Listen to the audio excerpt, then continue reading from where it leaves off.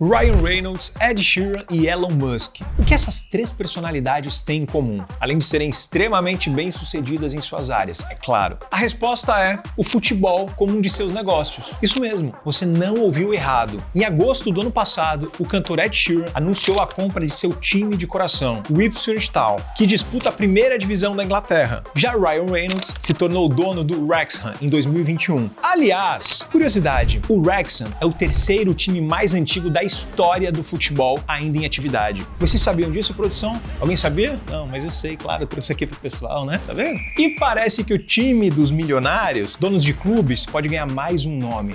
Isso porque recentemente o pai de Elon Musk disse em entrevista que o homem mais rico do mundo tem interesse em comprar nada mais, nada menos do que o gigante Liverpool. Mas será que comprar clubes de futebol é de fato um bom investimento para esses caras? É o que vamos descobrir hoje, conectando os pontos. Que o futebol move muito dinheiro, acho que todo mundo já sabe, não é? Para se ter uma ideia, estima-se que o mercado de futebol tem alcançado o valor de 741 milhões de dólares só no ano passado. E as projeções de crescimento para os próximos anos também são promissoras, 906 milhões de dólares até 2029. Há uma taxa composta anual de crescimento de 4%. Essa quantidade absurda de dinheiro está diretamente relacionada à exposição de mídia que o esporte mais popular do mundo traz. Isso começou lá nos anos 70, quando o futebol despontou como um grande produto para as marcas.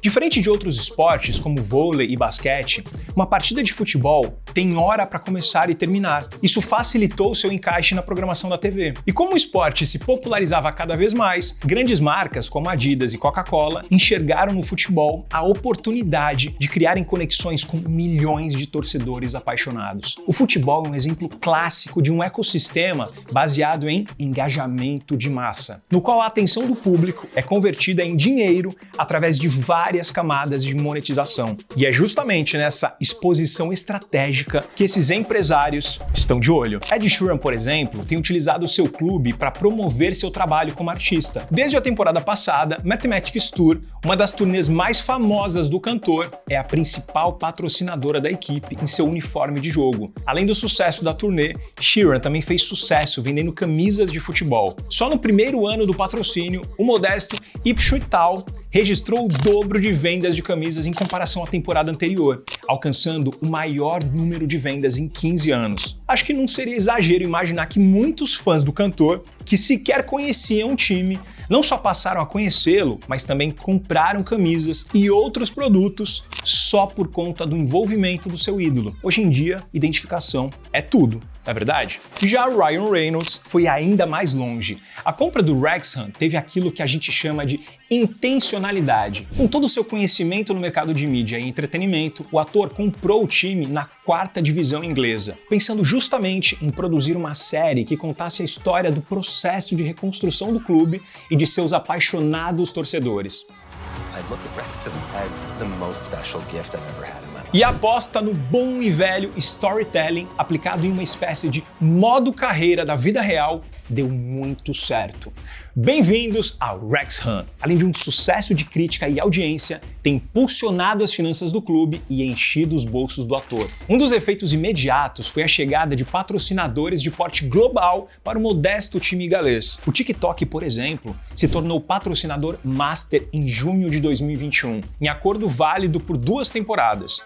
Outro impacto aconteceu nas redes sociais. Em outubro de 2022, o clube atingiu a marca de 1 milhão de seguidores nos principais canais de mídia digital: TikTok, Twitter, Instagram, Facebook e YouTube. Todo esse movimento trouxe uma mudança no patamar financeiro do Wrexham. Já na primeira temporada após a compra, o clube registrou um faturamento recorde de quase 6 milhões de libras, cerca de 37 milhões de reais. O valor representa um aumento de 404% em relação ao ano anterior, que havia sido de 1,5 milhão de libras. Assim como Sheeran, Reynolds também realizou diversas ativações no clube para divulgar seus trabalhos em Hollywood. A torcida do Wrexham, inclusive, chegou a adotar o Deadpool como uma espécie de segundo mascote do time. Bem legal, né? Tudo isso me leva a pensar: O que Elon Musk faria com um time de futebol nas mãos? Os jogadores se deslocariam para os jogos em um Tesla gigante? Ou, de repente, o centro de treinamento teria um super goleiro robô? O que vocês acham? Acho que um super goleiro robô seria legal, né?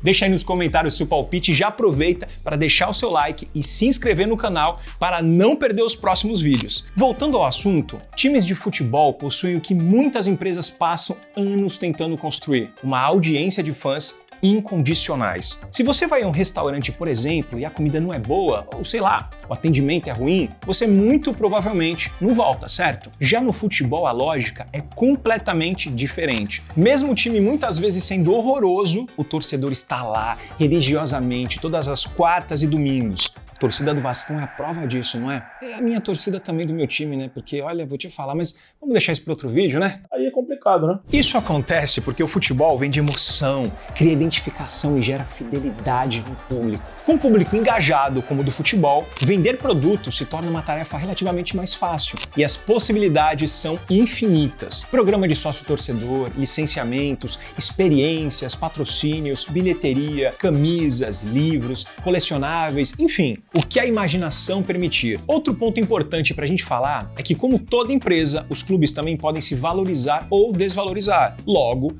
comprar um clube em baixa e vendê-lo em alta também pode ser um baita negócio. Um bom exemplo de um empresário que entendeu bem esse jogo foi o brasileiro Flávio Augusto, fundador da WiseUp. Em 2013, o empresário vendeu sua rede de idiomas por 939 milhões de reais e desembolsou 240 milhões para adquirir o Orlando City, time da Liga Norte-Americana de Futebol. Flávio esteve à frente do clube por 8 anos, tempo suficiente para estruturar o clube, crescer receitas e consolidar o time como um dos principais do país. E o Flávio foi ousado, tá? Logo no seu segundo ano, contratou simplesmente o Kaká. Aquele mesmo, do Milan e da seleção brasileira. Com uma gestão eficiente, Flávio Augusto acompanhou o valor de mercado do Orlando saltar exponencialmente. Em 2021, o empresário brasileiro realizou a venda do clube. Portais especializados especulam que a venda foi no valor de quase 2,5 bilhões de reais, o que representa uma valorização de 817%. Baita case, né? Qual o melhor momento de vender um negócio? É quando você está voando, cara. Esse é o momento de vender. Eu faço negócios para vender. 100% das minhas empresas serão vendidas. 100%. Mas você deve estar pensando, por que um brasileiro foi investir em futebol nos Estados Unidos e não no Brasil, o país do futebol? Tem uma explicação. Digamos que ainda estamos engatinhando nesse modelo de gestão por aqui. Historicamente, os clubes de futebol internacionais, especialmente na Inglaterra, onde o futebol foi criado, sempre estiveram ligados a empresas. O Arsenal, por exemplo, tem esse nome porque foi criada por uma empresa centenária de armas. Outros exemplos famosos são os alemães Bayer Leverkusen, da Bayer, e o Wolfsburg, criado pela montadora Volkswagen. Para se ter uma ideia, nas 5 principais ligas europeias, mais de 93% dos clubes da primeira e da segunda divisão são empresas. Aqui no Brasil, a origem dos clubes é bem diferente. A grande maioria dos nossos times são clubes associativos. Assim como na grande maioria dos esportes no Brasil, esses clubes nasceram do desejo de uma coletividade em praticar um determinado esporte. Pega o exemplo do Flamengo. 6 jovens compraram um barco e fundaram um clube, o Clube de Regatas do Flamengo, que mais tarde adotaria o futebol como seu principal esporte. Lá atrás, as pessoas cotizavam as despesas para praticar esses esportes. Os sócios, membros do clube, pagavam essa conta. E de certa forma, essa estrutura de entidade sem fins lucrativos se manteve até hoje em uma espécie de modelo presidencialista, onde o presidente do clube é eleito por um quadro associativo, o que, no fim das contas, atrapalha a eficiência dos times brasileiros quanto negócio. Isso porque, assim que eleito, esse presidente, por ter feito muitos acordos para vencer a eleição, tradicionalmente distribui cargos de sua gestão para pessoas que não necessariamente são as mais qualificadas e estratégicas para as cadeiras, mas para pessoas influentes